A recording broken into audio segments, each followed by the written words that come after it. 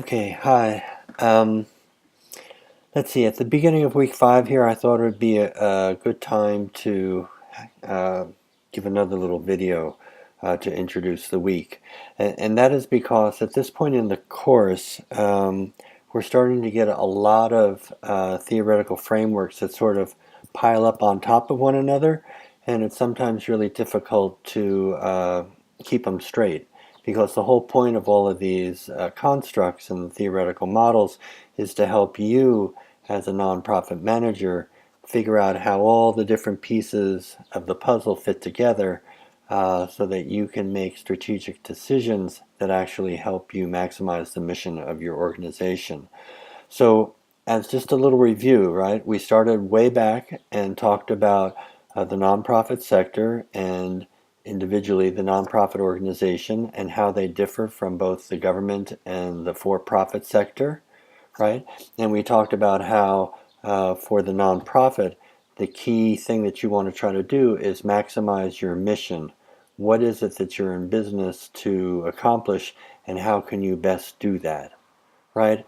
And so, given that primary directive, we've talked about the operating domains, we've talked about the resource domain, and we've talked about how hopefully those two things together will create public benefit, public value, and that's been given also the name sometimes of a domain. And so as we think about the resource and operating domains leading hopefully in some combination to public value, let's see, we talked about thinking about how you mix the operating and the resource together to get that benefit through the strategic management cycle, right? And we talked about how in the strategic management cycle, you're thinking about what capabilities do you need in order to do certain things to get certain outcomes and benefits, right? And layered on top of that, then we talked about the nonprofit value framework. That was the little pencil diagram, right?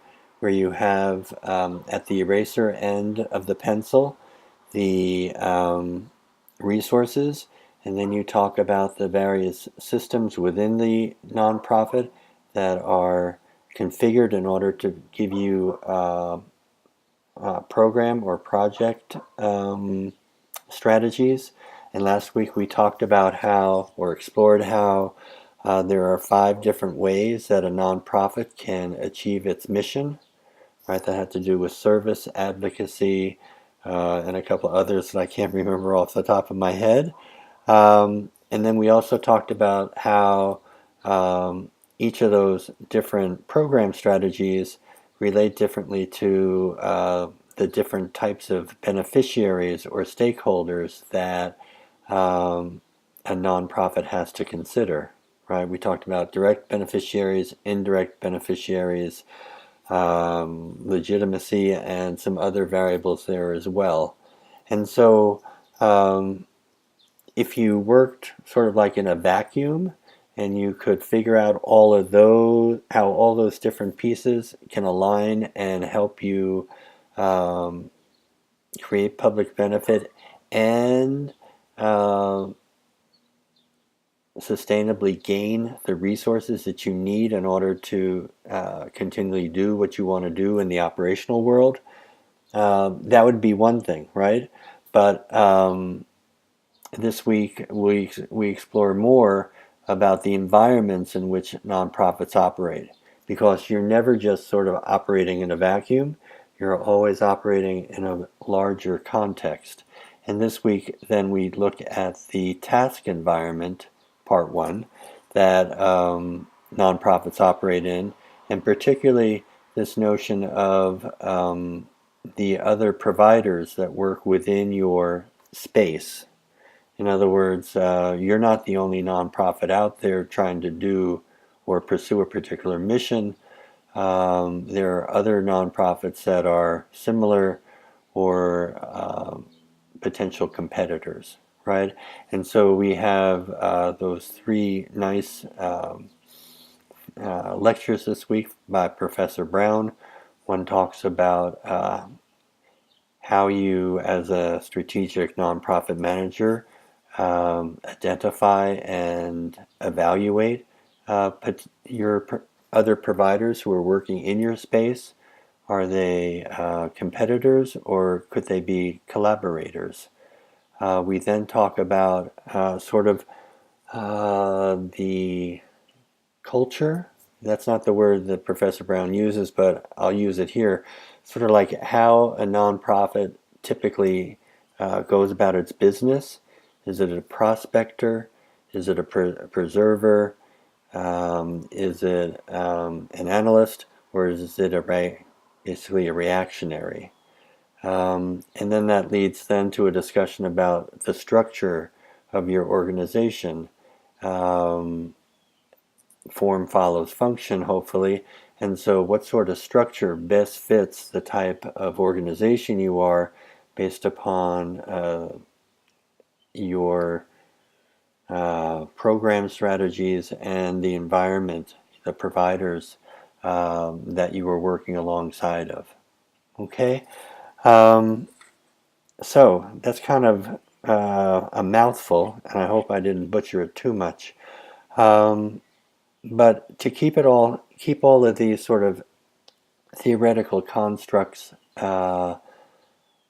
organized in your head, what I might suggest is that you think about a nonprofit that you know very well and in detail, so that you can think about how each of these constructs are applying to that organization. In other words, think back to their mission. Think back to their operational domain. What are they doing in order to achieve that mission? How are they getting resources in order to achieve that mission? And what sort of public value are they actually creating, right? And think about it both in terms of what they're actually doing, but maybe also how things in the organization are aligning. In other words, are all the different variables that we're talking about, are they all aligned and all sort of working toward the same goal of mission maximization? Or are some aspects of it out of sync? What's not working working in unison as well as it might? And I think if you try to apply these theoretical concepts to an actual concrete real world nonprofit that you know well, you'll be able to see better how the abstract theories can actually be applied in practice. Because that's what I tried to say in one of my last posts of this past week, that the goal of the course, and I'm sure the goal of the Bush program, is not for you to be able to uh, say what theory this is and that is, but rather as a descriptive or a description of those theories, but rather how can those theories be used to inform your decision making in real life so that you can be more effective as a manager.